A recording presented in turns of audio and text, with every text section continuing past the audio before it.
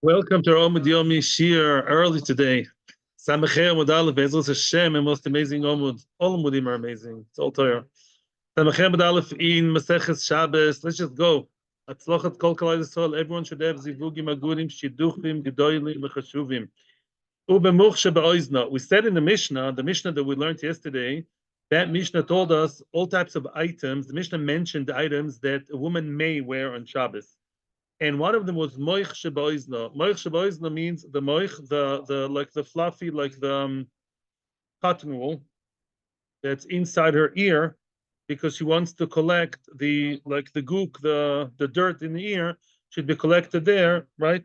For medical reasons, aesthetic reasons, should stay there and not, be seen, not ooze out. So she has that little moich over there in the ear, and she's allowed to go out with that. Right? Why is that? Well, she won't show it to everybody, that's clear. But maybe there's a chashash it's going to fall. Many times we are concerned certain things she would show them to people and walk dal adamas. That's the standard. Sometimes there are things that may fall off her body.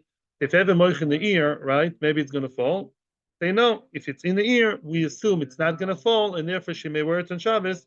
We're not concerned it's going to fall, and she'll walk dal adamas to bring it back to her ear. So now, however, there's a huge extra condition here. There's a big caveat here. And Tani Rami Bayechezkel Vushakoshu Beozno. It's only true if it's tied to her ear. Tied doesn't mean that it's tight inside. It's actually tied. There's some kind of some kind of knot over there where it's literally tied inside her ear, and only then we're not concerned. Mashma, the others we would have been concerned. Right? Okay, this is important to remember. The Gemara seems to be done with that, but it's not. Okay, so let's remember. By the way, Rami Bar Yechezkel is an Amora. Tani is an Amora who teaches a brisa.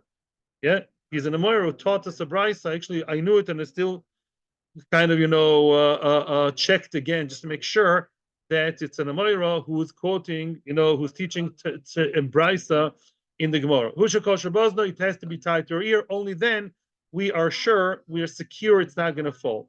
The Mishnah said she may also walk down the street with like padding, like the moich, that cotton wool padding inside her sandal, right, for comfort. Yeah, Rashi says over there it's for hana, to be extra comfortable. Like today you have soles, extra soles, orthopedic, same idea. That is only true if it's only okay if it's kosher, if it is tied to her sandal. If it's not tied, then we're concerned it's going to fall. I saw in one of the Rishonim, I think the Ritva, he said it's only in the sandal that's open, but in the shoe it's for sure okay. In a closed shoe, it's not going to go anywhere. It's inside the shoe. It's not going to fall. And therefore, the only concern is the sandal. It's open, but if it's tied, it's not going to slip out. Okay. A moich basically, like we call it a sanitary pad. She's nida. She has a blood over there, and she has the moich inside there to collect the blood. Of course, she can leave. Yeah, she can go out on Shabbos, and we're not concerned it's going to fall. However, here comes a big difference. Rami Bar Chama wanted to say it has to be tied between her thighs, just like we spoke about the ear. We spoke about the sandal; it has to be tied. No, so let's jump on the wave and say, okay, same thing over here. Ben Yerchosea. Omar Rove says Rove, no. Afal b'sheina kosher lo. Even if it's not tied to her body, it's okay to go out to the street with it. Why? Maybe it's going to fall and she'll pick it up. No, she won't pick it up. It's so disgusting, more disgusting than the ear gook. It's mamash dam nida tome. I don't know. We're not women. We don't know these things. But I'm saying for a woman to touch the dam nida is apparently more repulsive, and she won't. If it's on the floor, she'll leave it there. Me'atzma, she won't be interested in picking it up. It's so disgusting. So that's a security mechanism to know that she can go out to the street, because even if it's going to fall, she's not going to do anything about it. Now Rabbi Yirmiyah asked Rabbi Abba, what happens if she made some kind of, not exactly a handle, like an extra piece of cloth to hold it? She has the part that's in her body that's collecting the blood, and there's a part that goes out where she can hold it without really touching the blood. So what would we say? Would we say that it's not disgusting and therefore it would be usher? Right? It's not disgusting. She would hold it, pick it up in order to, walk forwards, and she may walk daladamis. Omerlei no mutal. She's allowed to wear this on Shabbos, and we're not concerned she'll pick it up because it's still disgusting. Rashi says, "Lo yamin and lo mois el afilu bebeis yad mois." Says Rashi, even with the base, it's so disgusting, yeah, that even if there's a little kind of handle next to it, it's so that she won't touch it even that way. So anything to do with the dam nida is so gross in her eyes that she won't pick it up ever, so she can walk out to the street with it. And it's not called masui, by the way. We're all the rice of shirt's not masui because it's serving the body. It keeps her clean, keeps her hygienic, keeps her good. She can walk around like that. Yeah, like women. Itmanami, another statement. Omar of Nachman Boish, Omar B'Yochanan, Ostal B'Yad, Mutal. Another proof, yeah. Even though there's a base yad, it's still allowed because she's not going to pick it up even with a base yad. Oh, here comes the and now remember we spoke about the tzoasa oizen. What did we say? That the one that's for the ear bud that's stuck there in order to collect the dirt, she's okay, providing that it's kosher, that it's tied. Rabbi Yochanan nafik b'lebei midrasha. Rabbi Yochanan used to wear that the ear pad, and walk around with that to Besmedrash, which was Mamish Reshus HaRabim, from Reshus HaRabim to Reshus HaYochid, the Chalukin Olav Chaverov, and his friends argued with him. Okay, in other words, his friend said, "No, you're not allowed to walk with the thing. Why? Because it wasn't tied. It wasn't tied." And Rabbi Yochanan seems to be going against the Brisa, as we'll see, as we're going to discuss soon. Rabbi Yanai nothing about the Carmelis. The Chalukin of Kol Doiroi. Rabbi Yanai would walk out with any of those to the Carmelis, and his entire generation would argue with him. Not just his friends, the entire generation. Soon we're going to see why. The Ritva explains the difference. Let's wait a minute. The question is now about Rabbi Yochanan. How can Rabbi Yochanan say what he says, that it's okay to go out with the earbud not tied, but just loose? But Rami Bar Yechezkel taught us a braysa, v'usha kosher la be'ozno. Now Rabbi Yochanan is an Amoiro, and Rami Bar Yechezkel, what did he bring down? A braysa. The braysa says that it has to be tied, and Rabbi Yochanan says, "No, it's not tied, and I'm still okay."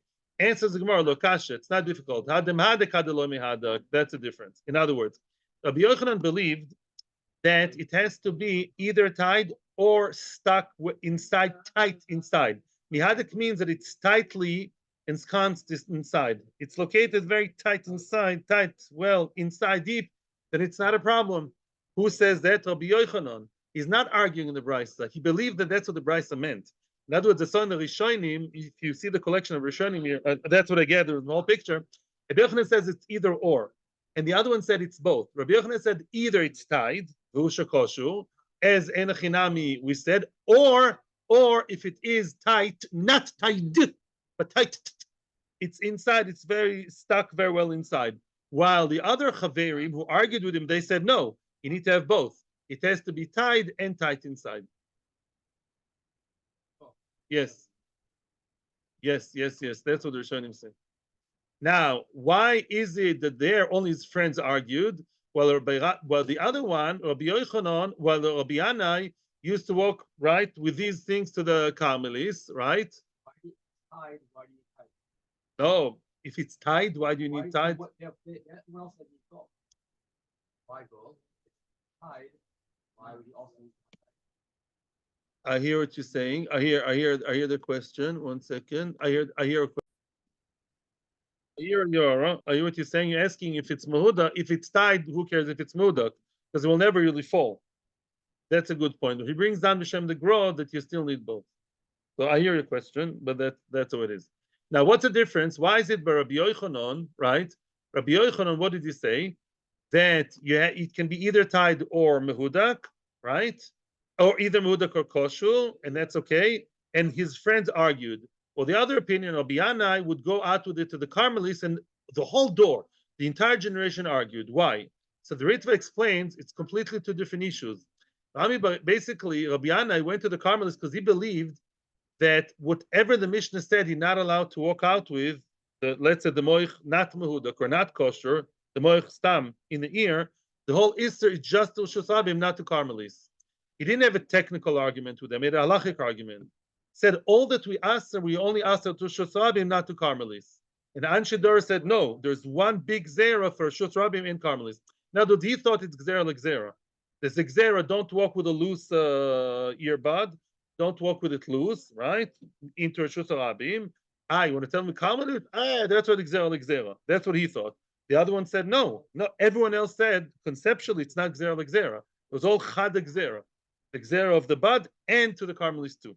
And Reshus HaRabim Carmelis. That's what's more conceptual, Bechloikis, and that's why they argued. Mashenka, the case of Rabbi Yochanan, no. Rabbi Yochanan, some people agreed. And they said, true. All you need, we agree be'etzem. Rabbi Yochanan is not arguing be'etzem on the severity of it. He's saying technically, shall we not be concerned about tight or tied? Some people thought this way, some people thought the other way. Weiter. But I hear you, in the Chinami. Okay. Bepilpil begalgal melach. Bepilpil begalgal melach. She's allowed to walk around with that. She's allowed to walk out to the street with a pilpel and galgal melach. Why? Because these are meant for bad breath. Bad breath, she won't show it because she's going to have bad breath, and also it's a shame to show that she has bad breath. Maybe she has very nice pilpel, or so pilpel rechape. Pilpel is there for bad breath, and galgal melach, a bowl of salt, is for dorshini. Dorshini, Rashi says, choyle yashinaim, for earache. Yes, some kind of dental disease. So she's not going to take it out. Yeah, it's a bizoyon, it hurts. She's not interested in showing it. The kol davar shenosenes latoch pia, anything she puts in her mouth, says the Gemara, zengvila, ginger, v'inami dirtzuna, cinnamon. The ginger, cinnamon are all nice, good smelling things, right? She puts a cinnamon stick, or some ginger. Ginger, I don't know if it smells so good, but freshens the breath. She needs it there for medical reasons. She's not going to take it out. Shen toitevis, shen shalzov, Rabbi Matir, v'chachomim moisrin. A shen toitevis is basically false tooth. Back then, a false tooth would be a tooth of a different person, and shen shalzov is a golden tooth. Rabbi Matir, soon you're going to see why. V'chachomim oisrin. Here there are two different ways of explaining. I'm going to start with one shot of Rashi that we're talking about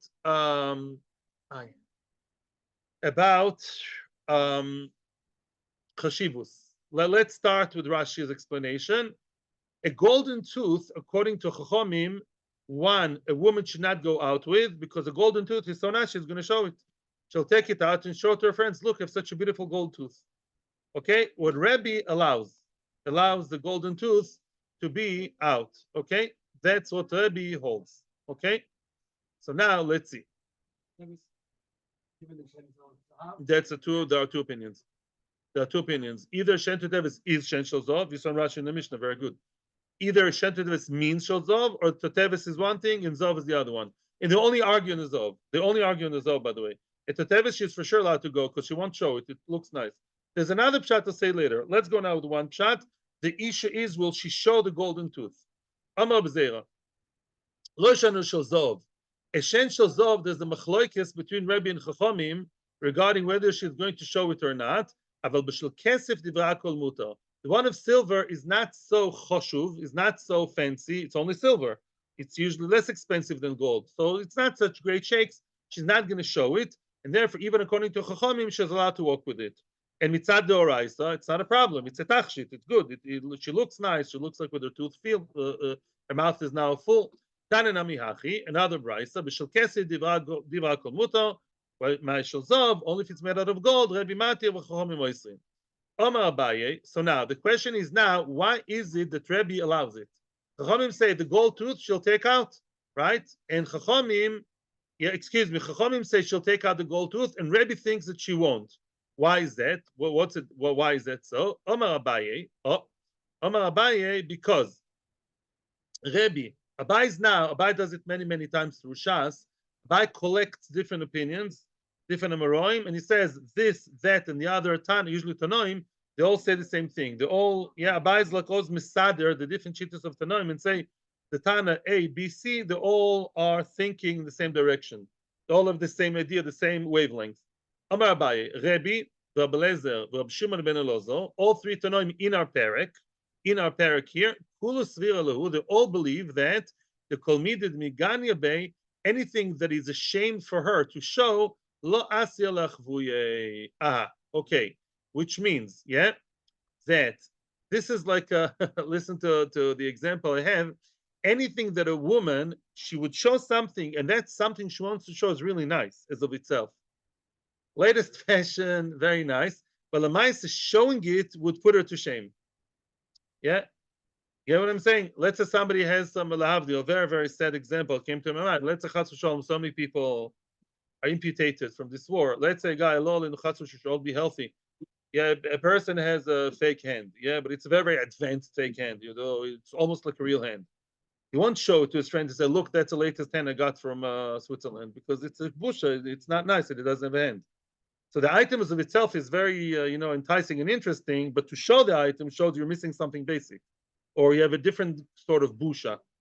Oh, and that's a common denominator between all three. Rebbe Hodamoron. Oh, Rebbe is our man over here. Why? Rebbe says she's not going to show the golden tooth. Why? Once she shows the golden tooth, means she has no teeth. She looks very funny. Yeah, the golden tooth, wow, 24 carats, amazing, top golden, the nicest golden tooth in the world. But Lamaisa, she looks now funny without a tooth, and she looks ridiculous. So the tooth is nice, but it's a gnai for her. It's a disgrace for her to show that she needs that tooth. Rabbi Lezer, this is a very good summary for before. Rabbi Lezer, the Tanya. Rabbi Lezer pointer bekovelis ubetzlochis shel Plato. And remember, not so long ago we learned Rabbi Lezer says that those besamim, the kind of bottle or kind of bouquet she wears over here to stop the bad smell, it's very nice perfume, the top of the top, but showing it means I need perfume, and otherwise excuse my language, I stink. So that is the bizarre for her. B'Shimon Lozo, which one is the third one? B'Shimon Lozo believes the same idea. The Tanya, it says in the Brisa, Klal Omar B'Shimon Lozo, Kol Shulamata Min Asvocha Yoytzeboy, Lamala Min Asvocha Eina Yoytzeboy. Oh, says B'Shimon Lozo, anything that is below the Svocha, a woman is allowed to go out with. The Svocha is like a big hat. Under the Svocha, she would have, let's say, kovul or other things. The kovul is like a kippah that's below the main head cover. So she can lift the head cover, the big one, a little bit and manage to take out the kippah, but some of her hair would still show. That's a yoitza boy, because it's going to be a gnai for her to pick up the main hat and take out the little one to show, because still her hair would be a bit exposed. Then enochinami, she, according to Abelezer, to B'Shimon Lozo, she's allowed to go with that because she will not have the gnai of being uncovered in the street. Anything that's the top of the svocha, an upper hat, even when she takes it off, okay, have a hat on top of the shaitel, right? So that is not a problem because she'll still be okay. Oh, the Rishonim say, I don't remember the Ritva or maybe me, somebody says that to completely uncover her hair, everyone agrees she wouldn't. The question is borderline. She'll play around with it. He's more machmir, says even a little bit of gnus. Now that's one pshat. The other pshat is Rabbois of Shel Rashi. Rabbois of Shel Rashi, Rashi says they held that the reason why she shouldn't go out to the street with the golden tooth, according to Chachamim, is because people will make fun of her. Golden tooth, what are you, some old It's funny. So she'll remove it because people would laugh at her. Remember, we also had that svara, like with a sandal, right? Don't wear one sandal on Shabbos, people would laugh at you. Yeah. So we have three reasons already why not to wear certain things on Shabbos. Either you'll show it, you show off, or because why it may fall, or maybe people will make fun of you. So remove it and walk daladamas. It's always the ultimate chashash, the father of all evils, that you may walk daladamas with it in your hand. Why? Either you want to show it, people will make fun, or it's going to fall. Here says Rashi b'Shem Rabbeisov that according to Chachamim, the reason why you shouldn't wear the false golden tooth, people will make fun. She'll remove it and walk with it. And then Rashi says it doesn't read well into the Gemara, because the Gemara says according to Rebbe, what's the point? The point is that she won't show it because it's a gnai. Mashma that Chachamim held that she would show it, not that she'll take it because she's ashamed. Says Rashi, a genius answer. No, really both issues exist, says Rashi. According to Chachamim, the chashash, the iser, is really mikol mokom, she'll remove it because it's disgusting. People would make fun. Now, Rebbe says, no, people won't make fun. People think it's nice. Nobody would laugh at her, or there's no chashash. So now we're addressing Rebbe. If you're telling me there's no chashash, she'll remove it because of shame, so maybe it's nice. Maybe let's move now to the other section. So maybe she'll take it out in order to show. On that, the Gemara said, no, it's a gnai for her to show that she has golden tooth. Yeah, it's not a busha. There's every reason, yes, to wear it. A busha, it's not, but a gaiva, it's not either. It's right in the middle, no chashash. That's a Rashi answers Divrei Aboisa of the Goinish. Weiter, weiter, weiter. Let's see. We got to the Mishnah. It's a shorter shir today, I think. Zok Deilige Mishnah. Yoitza Besela Sheal Hatzinis. So tzinis, as the Gemara is going to say, is a type of like a wound on the foot, some kind of sore on the foot, yeah, in the lower part of the foot and the sole. And you're allowed to wear a sela. A sela here means a coin that people would basically attach kind of to the foot in order to heal the wound. So that you're allowed to go out with on Shabbos. It heals your body, and there's no chashash you'll do anything bad with it. It's okay. Abonos ktanois, the little girls, the young girls, yotzes bechutin, vafil bechisomin sheboznehem. Rashi brings two pshatim for chutin. The pashup pshat, which everyone agrees, which is the mainstream opinion, chutin, basically girls. You know, in some communities, already in the hospital, they make holes in the ears of the girls, but they don't yet buy them the earrings. I mean, that's in the times of the Mishnah. They just put chutim, regular threads, threads that are not a tachshit, yeah, and the girls are allowed to go out with that. It's not called masui. It's not called masui. It maintains the holes that shouldn't close up. And it's not, that's the need of the body. Interesting. For the body to stay open, that's what the body needs now. It's like shaloy b'selusei noshros, right? So the besus are not, to maintain your body in its healthy, cosmetic, nice, fancy situation, that's important. But they're not going to show it either. It's not nice. It's chutim, regular stuff. They're not going to show it off. You always have to work. In every mission, you have to see the das and the abonon. All right, so it's not a masui. It is a need of the body, right? Not the basic need, but a need. I'm the rabbanon, she'll show it? No, it's just very simple chutin. It's not gold, not silver. As Gemara said before, there's an opinion only nascha, only metal stuff. Yeah, they show, but not stam chutim. Yeah. The afilu bekisomim shabozneim. Even the kisomim, even the toothpicks, they would have like small sticks in their ears, sometimes instead of the threads. And even that you're allowed to wear on Shabbos. Why is it even that? Even that because one would say that that's really masui, that's not even aesthetic. It's funny. But because it's a need of the body, it's not called masui. Now continues the Mishnah, Aravios yotzes reulos, an Arab woman, says Rashi, a Jewish woman who lives in Arabia, in Saudi Arabia, like today, she's allowed to go to the street all wrapped up, all covered, and the Bartanur says only with their eyes, yeah, only with their eyes showing, like the Saudi Arabians, like the very few Muslims, yeah, they wear all over, only the eyes open, and it's not called masui, right? For regular women, like whatever, not a shal lady from most women, it could be a masui. As I told you, sometimes, like we saw by talis, if you wear a talis like a scarf, which nobody else does, it's masui. Because even if the item is something you wear, but you wear it in a way that's too concentrated in one place, which is not normally worn by people in your community, that's masui, could be doraisa. But for a woman who lives in Arabia, to walk around like that, that's normal. So we're in for a surprise. Umadios prufois, women who live in Modai, they're not so frum. If a Jewish woman there, prufois means attached, meaning they would have like this burqa here, like a head cover. One side would be like a string, like a something sticking out, like a strap. And here on the other side, they would have some kind. We're going to see. They would have some kind of stone, a little pebble, or a nut, and she would put the nut inside the cloth and wrap it around the nut, so it stayed that way. Yeah, the nut is like a way to create knot around it, to have some round, solid thing to knot it around it, to tie, and she's allowed to go out like that on Shabbos. Okay, because it's normal. Listen to this.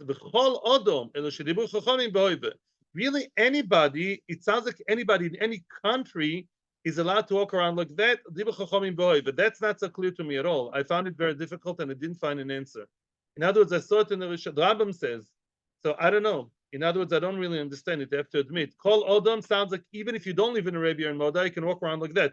A woman in Israel and America, she walks around like that. It's not. I don't know. I'm not sure what it means, la halacha, because en lamai, maybe it's that norm in Saudi Arabia creates a norm for the entire world. Maybe tomorrow I'll try to look into it more when I have more time, but for now I don't understand it.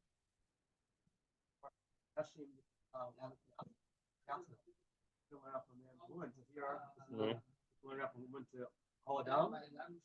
Not to say from woman to woman, yes. Because she could move to Arabia. We don't learn. I have to learn. Women to women, no, but women to women, yes. You're saying. We are saying women call down. Means women, not men. Oh, No. Kol Oda means all women. I think so. I hear what you're saying. I have reservations, but you have a point though.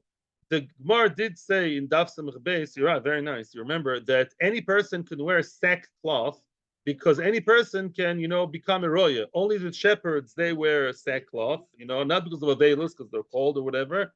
So because a lawyer can decide tomorrow he's becoming a roya tzoin, a shepherd, so he can also wear it. Potentially all the same, but men cannot become women and otherwise. But professions can, as you're saying, any woman who lives in England can move to Saudi Arabia and then she'll wear it, so she can wear it now also. I hear you. I have my questions though, because there's all Rashba in the B'Seris that brought down that to wear the talis in a funny way.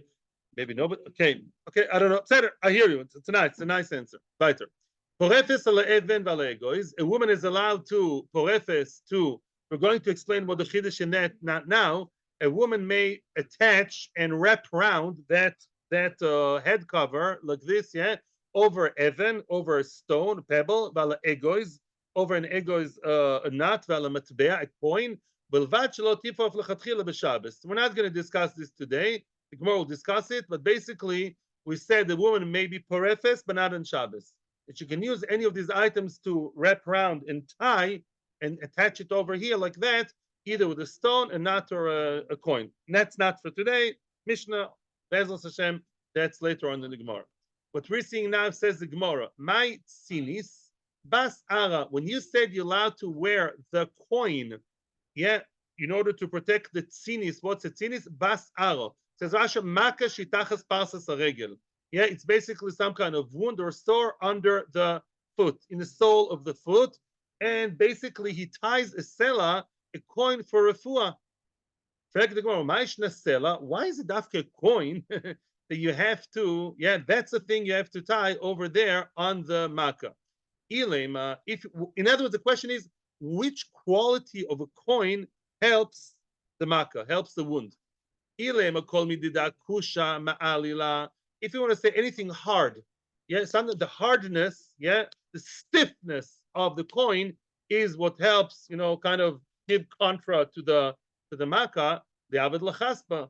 So why do you need a coin? You can also take a piece of clay, a shard of clay, and that would be the same. Elam shum shuchta. Shuchta, it's a bit rusty. It has some kind of, the coins back then were always like rusty, like you see in the museums. Okay, because today they're rusty. The shuchta is rust, Elam shum shuchta liavad latasa. If it's because of shuchta, you can also make stam, etas. You can make a little piece of metal, which is rustish in style. It would do the same job. Elam shum tzurta. Maybe it's a shape. In other words, every coin is, it has this protrusion. There's the face of the king, the emblem sticks out. If so, le'abed lapulsa. So why do you need dafka a coin? You can take stam a pulsa, take like a piece of eights, take a piece of wood, and make a shape on it. So why do you need a coin? Omar Abaye, you just gave the answer. Shma mina kulam alin. All three qualities of a coin is what the makkah needs. It has to be hard, it has to be metallic and rusty, or potentially rusty maybe, and also it has to have some kind of shape on it. Maybe halacha means that otherwise you can't wear it. It just occurred to me, just like with kamesh and a mumcha. In other words, I don't know if the Gemara is telling me the qualities of a metbea. Maybe the Gemara says only that you can wear in Shabbos, because maybe other things are not really healing enough. If it doesn't really heal, then you can't wear it in Shabbos. It doesn't do the job. It's a massive possible. Abanas Eretzis Bechutin. Again, not a halacha shir, just my idea. Abanas Eretzis Bechutin. So we said the younger girls are allowed to wear chutin. Maybe the older girls can't. Why? For the older girls, it looks like a Purim costume. But the younger girls, for them, it's normal to wear the chutin until they come of age in their proper jewelry. It's not masui. And they're not going to show it either. So it's good. Now the Gemara tells us the story of Shmuel's father, how he educated his daughters. There were three things that of the Shmuel's father. I'm so sorry, I forgot. Rashi in the Mishnah says there are people who mefarish chutin as the chutin in the hair. So that takes us back to the first mission in the Perek. A woman is not allowed to wear chutin. Like women have all kinds of, no, the rubber bands and all these things in the hair, or sometimes they have strands of threads in the hair. It says a woman should not wear it on Shabbos. Why? Because an adult woman may go to the mikveh and she's so rushed to go to the mikveh, she may start untying her knots of all the cuckoo and all these things before she reaches the mikveh. Should walk down Reshus HaRabim in their hand. So now some people want to say, some Rishonim, Rashi quotes, they say, look, a young girl is okay to do that. Because she doesn't go to the mikveh, a young girl. And that's why a young girl may have cuckoo in her hair, all these rubber bands and all these bands, and all these ties and knots, because she has no issue of mikveh. That's bonus yotzis bechutin, the ktanos. Says Rashi, it's wrong. First of all, a young girl, she touches sheret, she becomes tummy. Actually, we just saw in Kiddushin now that babies, sometimes I like it when the morning and evening shiurim, they sort of complement each other. A young baby, he touches the shrotzim all the time. They used to have a lot of dead shrotzim in the garbage cans in those days. So he's a walking tumah. Like a little kid is like a toddler is a walking, garbage, when they touch the garbage. Secondly, she can become nida. It does happen. Young girls are nida. So unfortunately, more in nida. Thirdly, he said, if you're talking here about the chutim in the hair, why are you saying kesomim? What does kesomim have to do with anything, right? The afilu bekesomim shabos name. One has nothing to do with the other. The afilu sounds like it's the same same direction, same trend. It's not true. Therefore, Rashi rejects it. And he says the chutim means the ears, as we explained before. Now, Avua de Shmuel, l'shaviklu lebante, 3 things he did not allow his daughters to do. Again, these are Shmuel's sisters. You follow?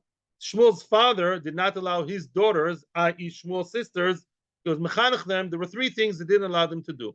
The nafki bechutin, v'lo shaviklu gnian gabe adadi.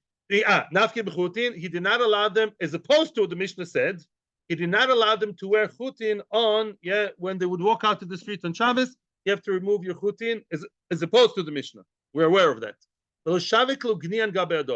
He did not allow them to sleep in the same bed one with the other, as long as they were young, besulos, before they got married. They're not allowed to be in the same bed together, the 2 sisters. All that will be explained, but generally speaking, in Nisan, he would create mikvois for them from Tumah V'Tara of Mai Mechunosim, says Rashi, or next to the river, which means you have a river, next to the river, in the month of Nisan, they would not go to be toivel in the river. We're going to see tomorrow why. It's a whole Tumah V'Tara business. You would have to make sure to create like a pool in which the river water would flow in and would stay there like a mikveh, and then they would do the tevilah. You would not allow them to be toivel in flowing water. That's the name of the game. I'm preparing you for tomorrow now. Yeah, you would make sure that they dafka ki'ilu toivel in our mikveh, swimming pool style. It's standing water, ashboirin it's called. But in Tishrei, in the times of Tishrei, dafka then, they would be toivel in the mikveh of the river, in other words. What's mapotzi? We saw a few times. Mapotzi are machzeles, are rugs. The Rashi says mapotzi is the way to tell us he would prepare rugs for their feet as they would enter the mikveh of the river. The river actually is mud, and mud can be chatzitza. So he made sure they have a nice rug so their feet are clean and are mudless before they enter the river for mikveh. Obviously, we're going to discuss why Nisan you don't go into the flowing water, and in Tishrei you do. That will be discussed later. Now, Tosfos argues in Rashi. He says mapotzi are machzolos. It means rugs, but it doesn't mean for the feet. It means for tznius. In other words, yet he would make sure that they are basically secluded from the world with walls, so they don't have busha if people are watching them, and to be toivel properly. Because otherwise, if she thinks people are watching her, even in a private place, she'd be toivel too quickly. That's the reason, but one of the reasons a woman should not be toivel in the sea. Happens, people told me, sometimes couples, let's say they go on a vacation, he stays in the room, and she goes to the beach, and she's toivel instead of mikveh. Even with another woman as a balonis, it's not good. Before Shegmar in Nida, in Maseches Nida, in Ilchos Nida, Namel, it's called, in the Namal, in the port. Why? A, because she's scared people would see her. And secondly, because really it's all muddy down there, and it can be all chatzitza. No, because I hear what you're saying. No, I hear you. Maybe no, because maybe what I think I hear you. Nice, you have good question. Could be that in Tishrei, in Nisan, he would create like a canal and like an artificial swimming pool, more separate, or maybe there'd be more like walls, higher walls. He would already do his own thing, but the river is more exposed. The people are there. Maybe that's why. That could be the answer. Now let's see one by we're not going to discuss all three. What today we're going to see is the first prohibition for his daughters, the not going out with the chutim. Why not?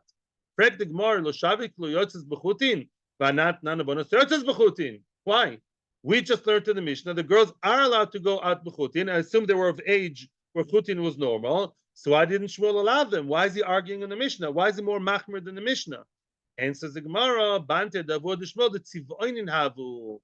Shmuel's daughters, they had very fancy, nice one, tziv'oinin. They were very, colorful, and that's why it says Rashi Chaish lemishlach v'achbuye.